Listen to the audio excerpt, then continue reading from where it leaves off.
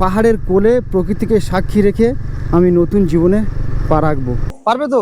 হ্যাঁ, যে এখনো 500 কিলোমিটার বাকি আছে। এত দূর অব্দি যেমন ঠিক আসতে পেরেছি, আরো পারবো।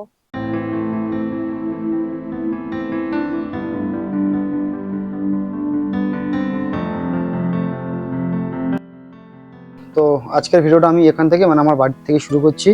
আর এই হলো আমার রাইডের সেট আপ। তবে আজকের রাইডে আমার সব কিছু নতুন যাচ্ছে। বাইকটাও নতুন, এই স্যাডেল ব্যাগটাও নতুন, জাস্ট পুরনো আছে কি এই ট্যাঙ্ক ব্যাগটা আছে আর এই পিছনের টেল ব্যাগটা আছে, এই দুটো পুরনো। বাকি বাইক স্যাডেল ব্যাগ, এটা নিয়েছি ভিয়েটারের স্যাডেল ব্যাগ, 100% ওয়াটারপ্রুফ। আর এটা আছে 36, ওদিকে 36, 72 লিটারের স্যাডেল ব্যাগ।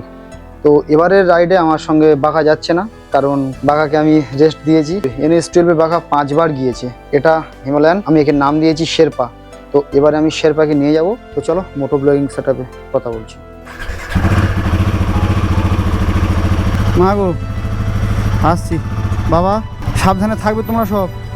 আজকে রাইডে প্রচুর স্পেশাল জিনিস থাকছে, কেন কি আজকে আমার জীবনের সব থেকে একটা ভাইটাল রাইড হতে চলেছে। কি তোমরা হয়তো জানো না, আমার টাকা আর ছুটি জোগাড় করতে পারলেই আমি বেরিয়ে যাই নতুন ডেস্টিনেশনের উদ্দেশ্যে। তবে এই রাইডটা আমার কাছে এই জন্য স্পেশাল, কেন কি আজকে আমি রাইডে গিয়ে করব বিয়ে। তোমাদের কাছে ব্যাপারটা অবাক লাগলেও ঘটনাটা সত্যি। নিজের পছন্দের পাত্রী, পছন্দের বাইক আর পছন্দের ডেস্টিনেশান, মানে পাহাড়ের কোলে প্রকৃতিকে সাক্ষী রেখে আমি নতুন জীবনে পা রাখবো। তো জানি না তোমরা ব্যাপারটা কে কেমনভাবে নেবে, তবে এই যে সম্পূর্ণ ঘটনাটা আমার ওয়াইফের পছন্দ আর আমার পরিবারের প্রবল সাপোর্ট ছাড়া এটা কোনোদিনও সম্ভব হতো না। তো এই রাইডটা সত্যি বলতে আমার জীবনের সেরা রাইড হতে চলেছে। সমস্ত তথ্য, সব ইনফরমেশান তোমাদের সঙ্গে শেয়ার করে নেবো, শুধু ভিডিওটার সঙ্গে থেকো। তো এখন সময় হয়ে গিয়েছে 3টে বাজতে 10 মিনিট বাকি, আর আমি এখন বেরিয়ে পড়েছি বাড়ির থেকে। পুরোপুরিভাবে রাইডটা এখনও শুরু করিনি। এখন আমি যাব আমার শ্বশুর বাড়িতে, বারাসাত এরিয়ার মধ্যে পড়ছে। ওখান থেকে আমার ওয়াইফকে আমি পিক আপ করবো, তারপর ওখান থেকে পুরোপুরিভাবে রাইড করতে করতে প্রায় 3:30 পৌনে 4টে বেজে যাবে। তো ভিডিওটার সঙ্গে থেকেও সব কিছু ইনফরমেশান তোমাদের সঙ্গে আমি শেয়ার করে নেবো। আর রোড কন্ডিশন ঠিক এইরকমই, এখন অনেকটাই ফাঁকা, কিন্তু কুয়াশা চারদিকটা মুড়ে দিয়েছে। ম্যাডডগের আলফা লাইট, তার সঙ্গে আমি হলুদ কভারটা পরিয়ে নিয়েছি। রাস্তার ভিজিবিলিটিটা প্রায় অনেকটাই দেখা যাচ্ছে। রাস্তাতে প্রচণ্ড কুয়াশা, ভাইজার ফেলে তো রাইড করতে পারছি না। ভাইজারটা খুলে দিলাম, টোপে জল পড়ছে, শুধু চোখ মুখ পুরো ভিজেই গেল। যেখানে যেখানে স্টপেজ আছে সেখানটায় একটু কুয়াশা নেই, বাকি সব জায়গায় কুয়াশায় ভরা। শীতকালে রাইড করার এটাই সমস্যা।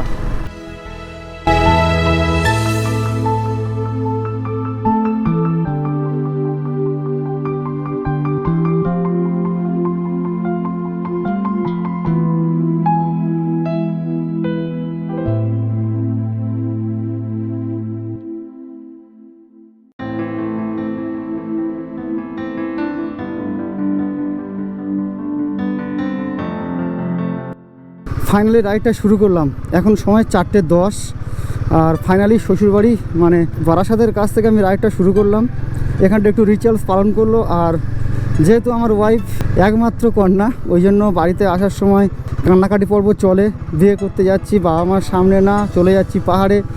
তো বাবা মার একটু স্বাভাবিক চিন্তার কারণ।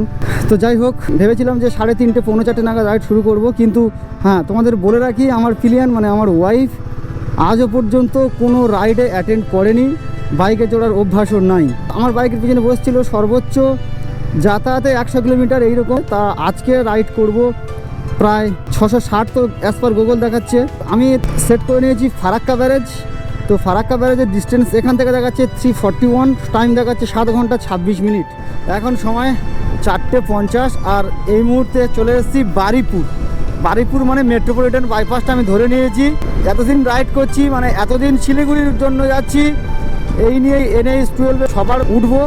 তো এই প্রথম আমি সব থেকে লেটে যাচ্ছি। এবারে যাচ্ছি হিমালয়ান নিয়ে। তো গাড়ি ঠিকঠাক স্পিড মেনটেন করে যদি আমি ঠিক তাড়াতাড়ি পৌঁছতে পারি। আজকে রোড আপডেটটা তোমাদের সঙ্গে একটু শেয়ার করে নিই। তো এখান থেকে মানে বারুইপুর থেকে আমি চলে যাব বারাসাত, উত্তর বারাসাত, দূরত্ব আছে 50 কিলোমিটার। ওখান থেকে চলে যাবে জাগুলি 25 কিলোমিটার। জাগুলি থেকে রানাঘাট, কৃষ্ণনগর, বেথুয়া, টহরি, পলাশী, বেলডাঙ্গা, বহরমপুর, ফারাক্কা, মালদা, রায়গঞ্জ, ডালখোলা, ওখান থেকে কিষানগঞ্জ, ইসলামপুর, ঘোষপুকুর হয়ে শিলিগুড়ি। তো আজকে আমি কভার করছি 660 কিলোমিটার। যদি বোতলবাড়ি রোডটা নিই তাহলে একটু কম হবে, কিন্তু আমি বোতলবাড়ি রোডটা নেব না। অনেকটা ডিস্টেন্স উইথ প্লিয়ান, আর আমার প্লিয়ান এই প্রথম রাইড করছে এত বড় দূরত্ব। যে উদ্দেশ্য নিয়ে যাচ্ছি সেটা আমি সম্পূর্ণ করব, সুস্থভাবে বাড়ি ফিরবো, এটা আমার কাছে চ্যালেঞ্জ। তো ভিডিওটার সঙ্গে থেকেও প্রত্যেক মুহূর্তের আপডেট তোমাদের সঙ্গে আমি শেয়ার করে নেব। আমার একটু সমস্যা হচ্ছে এই লুকিং গ্লাসটার জন্য। যখন নাকেল কাঠটা লাগিয়েছিলাম লুকিং গ্লাসটা ঠিকঠাকভাবে সেট করেনি, আর তখন অতটা দেখাও হয়নি, ওই জন্য লুকিং গ্লাসটা ঠিকঠাক দেখতে পাচ্ছি না। একটা লুকিং গ্লাসে কাজ চালাতে হচ্ছে। পিছনে টুল কিট আছে, কিন্তু পিছনের টুল কিট বার করতে গেলে আমার পুরো লাগেজের সেট আপটাই নামাতে হবে, কেন কি লাগেজের দড়িটা পিছনের সিটের উপর দিয়ে গেছে, ওই জন্য পিছনের সিটটা খুলতেই পারছিলাম না। যতক্ষণ না বেলা হচ্ছে কোনো মেকানিকের দিয়ে এটা সেট করব।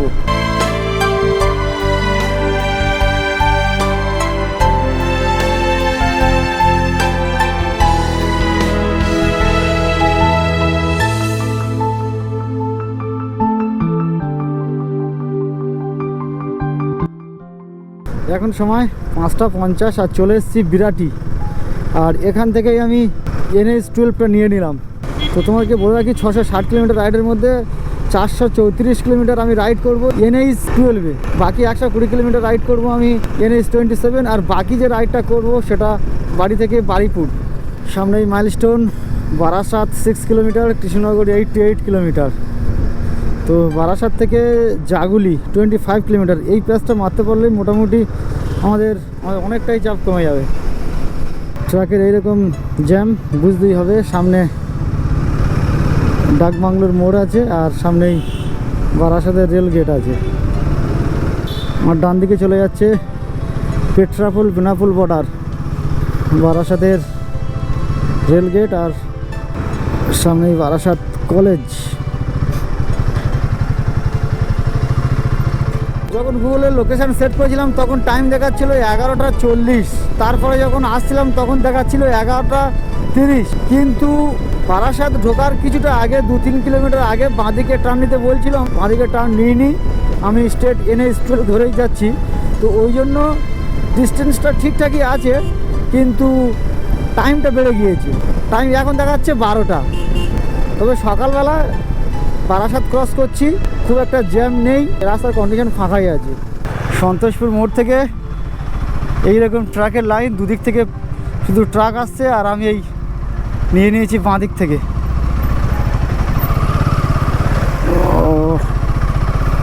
বিভৎস লাইন, বিভৎস। এই প্যাচটা পার হওয়ার দরকার, এই প্যাচটা পার হতে পারলেই আর কোনো সমস্যা নেই। তারপরে পেয়ে যাব 2+2 4 লেনের রাস্তা পেয়ে যাব। বাবা রে বাবা, এই জায়গাটা চাপ হয়ে যাবে।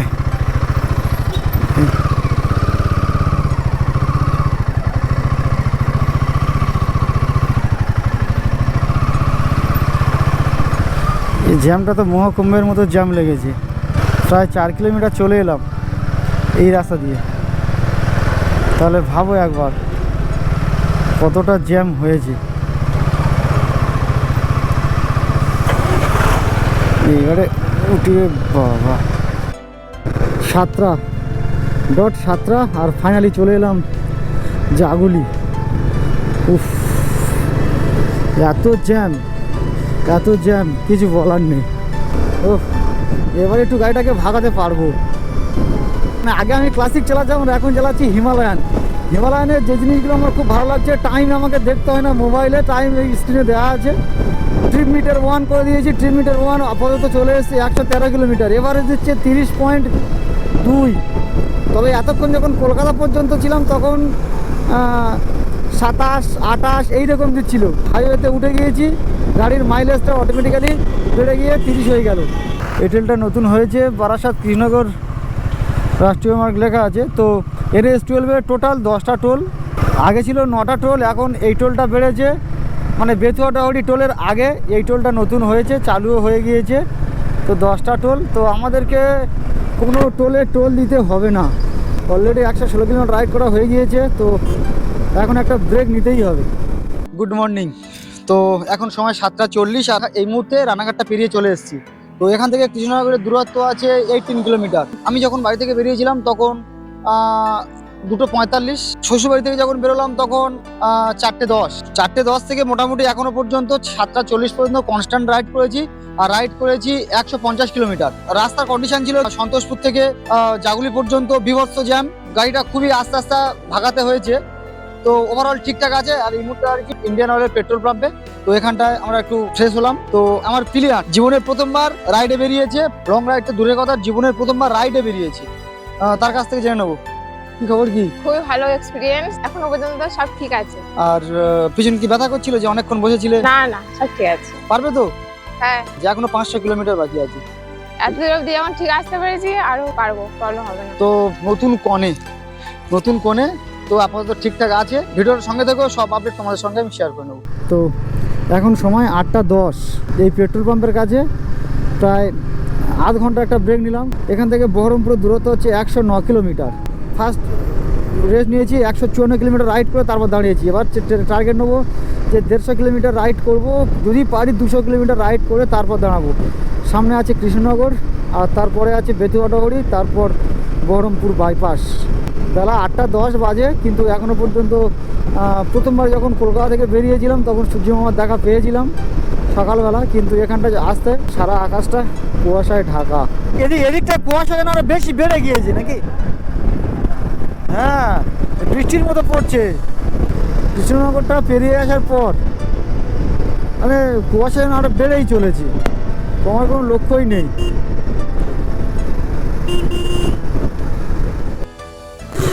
বেতুয়াডাহরি টোল প্লাজা।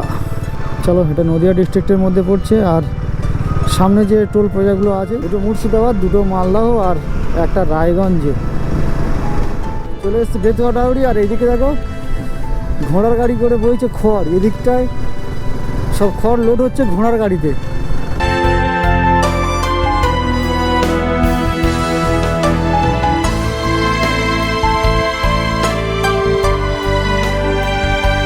এখন সময় সকাল 9টা 12 আর চলে এসেছি পলাশি, ইতিহাস বিজড়িত জায়গা পলাশি। আর সামনেই আছে পলাশির স্মৃতিসৌধ, যে গেট। আমার প্রিয় সাবজেক্ট ইতিহাস, আর পলাশি আসবে আর আমি ইতিহাস নিয়ে একটু ঘাঁটবো না, এটা হয় না কখনো। তো 23শে জুন 1757 পলাশির যুদ্ধ হয়েছিল ইস্ট ইন্ডিয়া কোম্পানি আর বাংলার নবাব সিরাজউদ্দৌলার মধ্যে। তো ফলাফলটা নিশ্চয়ই সবাই জানো, সিরাজউদ্দৌলা হেরে গিয়েছিল। মির্জাফর বিশ্বাসঘাতকতা করেছিল। যে যুদ্ধ থেকেই বিশ্বাসঘাতকতার জন্ম হয়েছিল সেটা হলো পলাশির যুদ্ধ। আর সামনেই নীল সাদা রঙের গেট, পলাশি মেমোরিয়াল বলে বড় করে একটা গেট, পলাশি ওয়ার মেমোরিয়াল। এখানটা একটু কনজেস্টেড এরিয়া আছে, লোকালস গাড়িগুলো আছে, টোটো সবই চলছে। মির্জাফর, মীর কাসিম, আলিবর্দি খাঁ, মুর্শিদ কুলি খাঁ, হ্যাঁ, ঐতিহাসিক চরিত্র এই পলাশির প্রাঙ্গণ থেকেই সৃষ্টি হয়েছে। আর বলে রাখি, ইংরেজরা যে 200 বছর রাজত্ব করে গিয়েছিল ভারতবর্ষে, ভারতকে লুটে ফুটে শেষ করে দিল যে ইংরেজরা, পলাশির যুদ্ধের মধ্যে দিয়েই তাদের প্রথম ব্রেকটাই এই বাংলায় ফুটেছিল। তখন থেকে ইংরেজ বাংলায় প্রতিষ্ঠা হয়েছিল। সামনে আছে বেলডাঙ্গা। বেলডাঙ্গাটা একটু কনজেস্টেড এরিয়া হবে। বেলডাঙ্গা পরেই বহরমপুর, বেলডাঙ্গার 12 কিলোমিটার পরে গেলেই বহরমপুর বাইপাস। মোটামুটি আমরা ঠিকঠাক গতিতে যাচ্ছি। প্রথম 4 ঘন্টায় এসেছিলাম 150 কিলোমিটার, আর এখন 1 ঘন্টায় এসেছি 70 কিলোমিটার। এখন সময় 9টা 45 আর ক্রস করছি বেলডাঙ্গা। রেলগেটটা পেরিয়ে গেলাম, খুব একটা জ্যাম ছিল না। আর সামনে আছে বহরমপুর 13 কিলোমিটার। বহরমপুর মানে বহরমপুর বাইপাস 13 কিলোমিটার। তবে যে খারাপ প্যাচটা ভাবছিলাম সে খারাপ প্যাচটা পেরিয়ে এসেছি। এবার তো 2+2 4 লেন। তবে ডালাকোলা পর্যন্ত আশা করছি ভালো রাস্তা হবে। তারপর NH-27 কী অবস্থা সেটা বলার অপেক্ষা রাখে না। NH-27 অবস্থা তো খুবই খারাপ। 3 বছর ধরে আমি যাচ্ছি, এখনও পর্যন্ত NH-27কে আমি ভালো দেখলাম না। সামনে মাইলস্টোন, ডালখোলা 261, মালদহ 135, বহরমপুর অনলি 7। বহরমপুর টাউনের লেফটে, আর এটা চলে গিয়েছে, আমি এদিকে যাচ্ছি, এটা চলে গেছে বহরমপুর বাইপাস। এখান থেকে ফারাক্কা ব্যারাজের ডিস্টেন্স আছে 100 কিলোমিটার।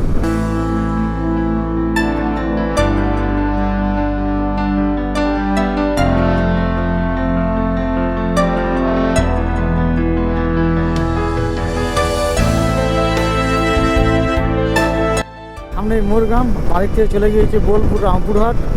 আর আমার এদিকে এরকম ট্রাকের সারি, প্রচুর ট্রাক দাঁড়িয়ে আছে, প্রচুর ট্রাক। এত ট্রাকের সারি দেখে আমার তো ভয় লেগে গিয়েছিল, সামনে কি যেতে পারবো কি যেতে পারবো না, ওই জন্য ভয় লাগছিলো। কিন্তু না, দেখলাম ট্রাকগুলো সব বোলপুর রামপুরহাটের দিকে মুভ করা। এখান থেকে ডিস্টেন্স ডালখোলা 223, ফারাক্কা 62। রাইডে যাওয়ার আগে আমি ফুল ট্যাঙ্ক তেল করেছিলাম, ওই জন্য রাইডে বেরিয়ে আমি এখনো পর্যন্ত তেল ভরিনি। 290 কিলোমিটার এসেছি, 3টে দাগ প্রায় শেষের পথে, আর একটা দাগ বাকি আছে। কোনো একটা পেট্রোল পাম্পে দাঁড়াবো। অলরেডি 140 কিলোমিটার চলে এসেছি।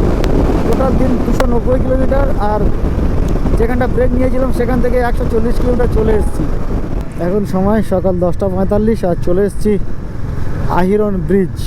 আহিরন ব্রিজের 500 মিটার আগে থেকে ডাইভারশন করে দিয়েছি। একই রাস্তায় গাড়ি যাচ্ছে আসছে। এখান থেকে ফারাক্কা ব্যারেজ 30-35 কিলোমিটারই হবে। দেখতে পাচ্ছি এইরকম লাইন, আর পিছন থেকে দিচ্ছে হর্ন।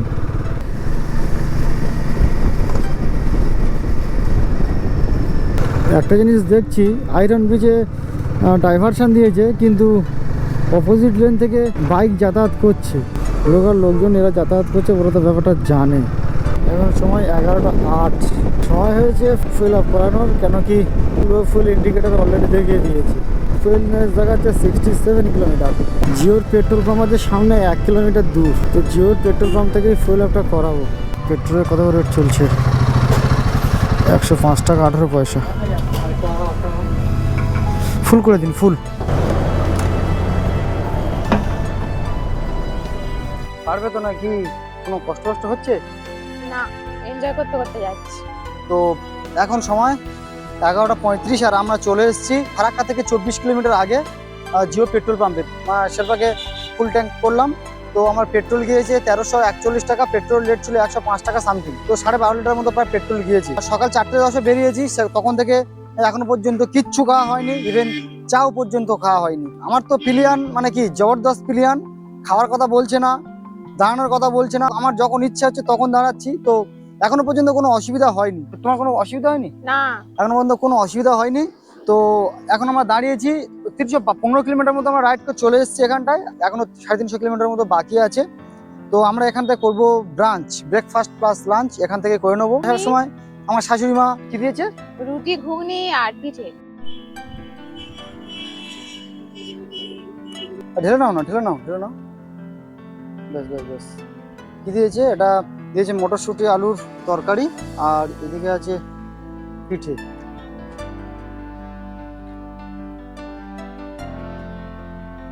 কেমন হয়েছে?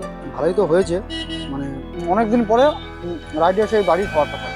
নাহলে মোটামুটি ঘুগনি মুড়ি কিনে নিলাম, আর প্রচণ্ড খুঁজে গেছে, খাওয়াটা ভালো লেগেছে। এখন সময় 12:31, আর পেট্রোল পাম্প থেকে ব্রাঞ্চ করে ব্রেকফাস্ট প্লাস লাঞ্চ করে আমরা বেরিয়েছি। এখান থেকে ফারাক্কার ডিস্টেন্স আছে 24 কিলোমিটার, আর শিলিগুড়ির দূরত্ব আছে 300 কিলোমিটার অ্যাজ পার গুগল। জানি না কত কী হবে। তো আমি ট্রিপমেন্টের বাড়ি থেকে আসার সময় 0 করে দিয়েছিলাম। আপাতত 336 কিলোমিটার এসেছি।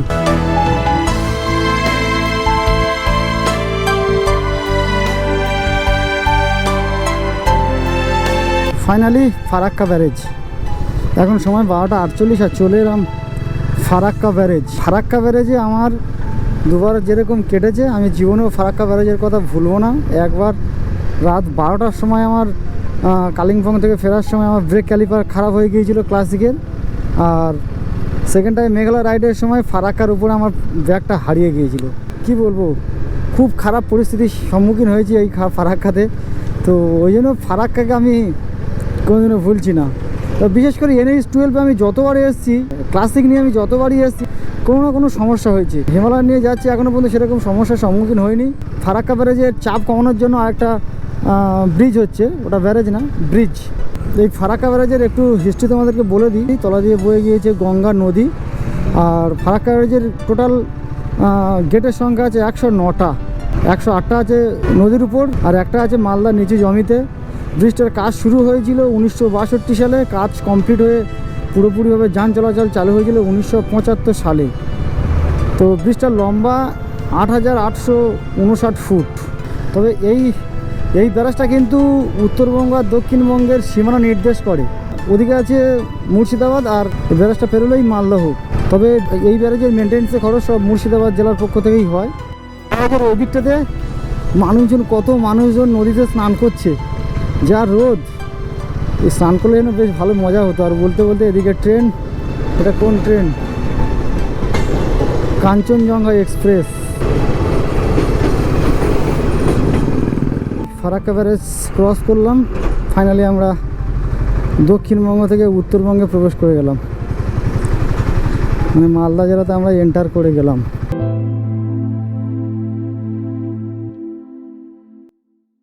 1:05 আর চলে এসেছি কালিয়াচক, চেনাছান্দে কালিয়াচক।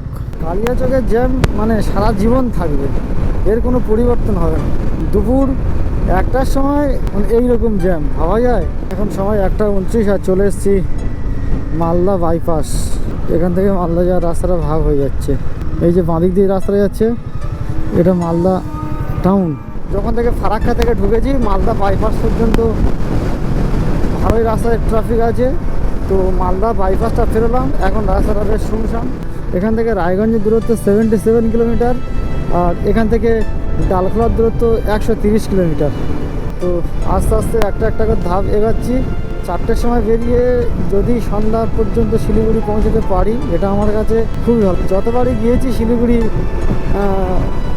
7টা, 8টা, 9টা, একবার তো আলিপুরদুয়ার জলদাপাড়াতে গিয়েছি রাত 11টার সময়।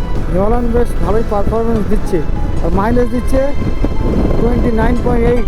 তবে একটা জিনিস আমি লক্ষ্য করছি যে 80-85-র মধ্যে যদি যাওয়া যায় তাহলে মাইলেজ 30 দেবে, 90-এর কোটায় গেলে 29 থেকে 29.5, এই হলো মাইলেজ।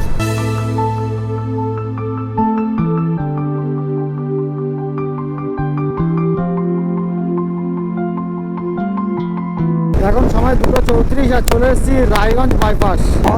করে তখন থেকেই রাইড করছি, রাইড করছি 120 কিলোমিটার। এখন পর্যন্ত কোনো রেস্ট নেই, ননস্টপ 120 কিলোমিটার। এখান থেকে ডালখোলার দূরত্ব আছে 60 কিলোমিটার। তো টার্গেট এখান থেকে ডালখোলাতে গিয়ে তারপরে একটু রেস্ট করবো। সত্যি বলতে যেরকম ভাবে রাইড করছি আমার কাছে হিমালয়ান পদ্ধতি করে সম্ভব, কারণ আমার কাছে ক্লাসিক যখন ছিল তখন খুবই স্লো চলছিলাম, খুবই স্লো। এখন ডালখোলা, রায়গঞ্জ, রানাঘাট, শ্রীনগর সব বাইপাস হয়ে গিয়েছি। এই রায়গঞ্জের এই ব্রিজটার জন্য অনেক দিন বাইপাসটা চালু হয়নি। এখন সময় 2:50 আর চলে এসেছি বোতলবাড়ি। বোতলবাড়ি থেকে বেঙ্গল টু বেঙ্গল হয়ে ধানতলা পৌঁছে ওখান থেকে চলে যাওয়া যায় শিলিগুড়ি, কিন্তু আমি বেঙ্গল টু বেঙ্গল ধরবো না। মানে এখান থেকে এই যে এখান থেকে ডান দিক নিলে এটা বিহারের মধ্যে বা কিষানগঞ্জের মধ্যে যেতে হবে না, এটা বেঙ্গল টু বেঙ্গল হয়ে শিলিগুড়ি চলে যাচ্ছে। আর এটা স্ট্রেট চলে গেলে ডালখোলা। বোতলবাড়ি হয়ে গেলে ধানতলা উঠবে, কিন্তু পথ একটু কম হয়, কিন্তু পথটা আছে লোকালসের মধ্যে, মানে গ্রামের রাস্তা। একবার গিয়েছিলাম, ঠকেছি, ওই জন্য ওই রুট আর নিই না। এখন সময় 3:17 আর ফাইনালি চলে এলাম ডালখোলা। এখান থেকে রাস্তাটা ভাগ হয়ে যাচ্ছে, আর এখান থেকে NH 12টা শেষ হয়ে যাচ্ছে। যেটা শুরু হয়েছিল বকখালিতে সেটা শেষ হচ্ছে ডালখোলাতে। 434 কিলোমিটারের রাস্তা এখানটায় শেষ। বাঁদিকে পূর্ণিয়া 42 কিলোমিটার, কিষানগঞ্জ ডান দিকে 28, শিলিগুড়ি 127। উপর থেকে যাচ্ছে NH 27। তো আমি এই ব্রিজের তলা দিয়ে ডান দিকে নিয়ে নেব, মানে NH 27-এ নিয়ে নেব। NH 27-এ উঠতে গেলে এই ব্রিজের তলা দিয়ে ডান দিক।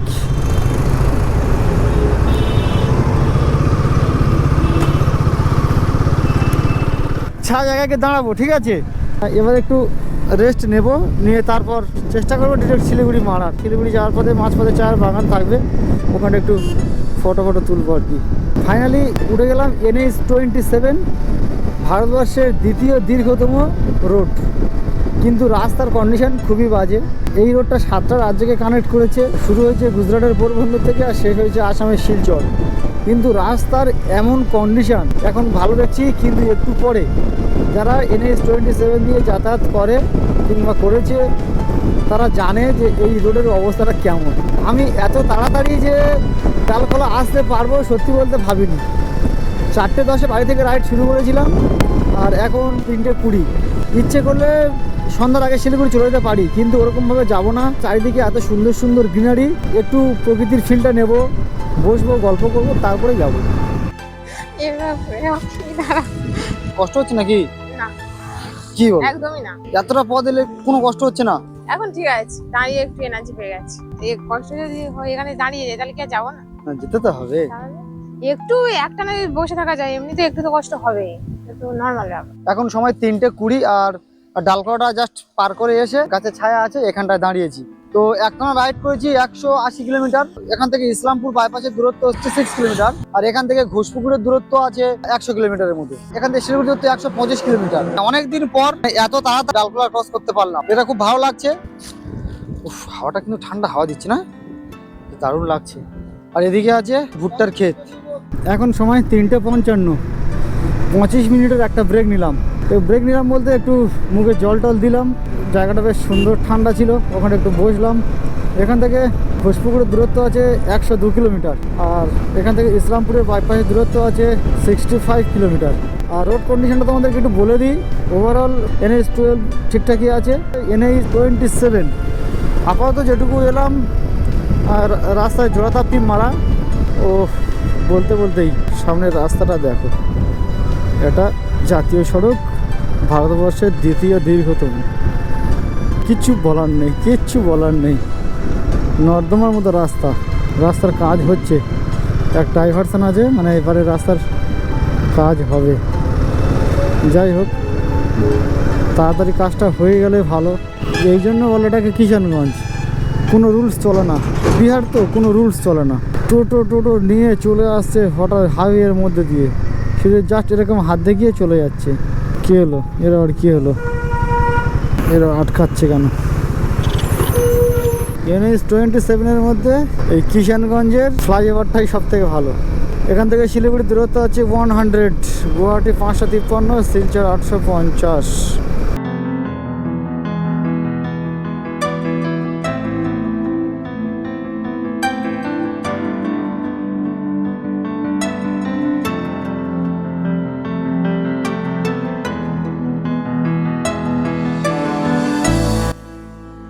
এখন সময় সন্ধ্যা 6টা, আর চলে এসেছি ঘোষপুকুর। এখান থেকে দুটো রাস্তা ভাগ হয়ে যাচ্ছে, স্ট্রেট গেলে বাগডোগরা, আর ডান দিকে গেলে ফুলবাড়ি ঘোষপুকুর বাইপাস। তো এই যে স্ট্রেট, এটা চলে গেলে বাগডোগরা হয়ে যাবে, আর ডান দিকে চলে ফুলবাড়ি বাইপাস। তো আমি এই বাইপাস রোডটা নিয়ে নিলাম। রোড কন্ডিশন তো ভালো, আর উপরে স্ট্রিট লাইট। এখান থেকে ডিস্টেন্স আছে হোটেলের লোকেশন 26 কিলোমিটার। এখন সময় 6:25, আর ফাইনালি চলে এলাম শিলিগুড়ি। আর এখান থেকে আমার হোটেলের ডিস্টেন্স আছে 2.5 কিলোমিটার। হোটেল সালুজা। পার্কিং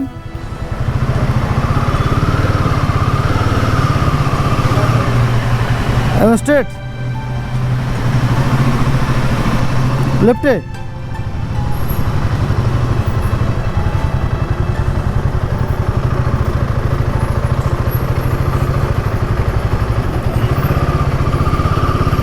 তো এখন সময় 7টা, আর চলে এসেছি শিলিগুড়িতে। শিলিগুড়ির যে হোটেলটা নিয়েছি সেটা হলো হোটেল সালুজা। আমি মেঘমায়া ট্রিপ থেকে বুকটা করেছিলাম। তো 1350 প্লাস GST 1750 টাকা রুমটা পড়েছে। তো রুমের মধ্যে কি কি আছে, একটা কিং সাইজ বেড আছে, তো এদিকে একটা জিনিসপত্র রাখার জন্য আলমারি টাইপের, এদিকে একটা ওয়ার্ড্রপ, এদিকে খাওয়ার জন্য একটা টেবিল, টিভি আছে। বাথরুমটা কিন্তু খুবই সুন্দর। এদিকে আছে গিজার, তো এদিকে আছে টাওয়াল, কোমোড, বেসিন। অ্যাকচুয়ালি আমরা ভেবেছিলাম যে শিলিগুড়িতে আসতে প্রচুর দেরি হবে, তো আমার জীবনের একটা অন্যতম দিন আসতে চলেছে আগামীকাল। তো এই ব্লগে আর বেশি কিছু দেখাচ্ছি না। এই ব্লগে দেখিয়েছি আমার বাড়ি থেকে শিলিগুড়ির জার্নি। পরের ব্লগটা খুবই ইন্টারেস্টিং একটা ব্লগ আসতে চলেছে। তো ভিডিওটার সঙ্গে থেকো, কি পরের দিনে কি হচ্ছে না হচ্ছে সব কিছু তোমাদের সঙ্গে শেয়ার করে নেবো ঠিক পরের ব্লগে। Till then, stay safe, stay healthy.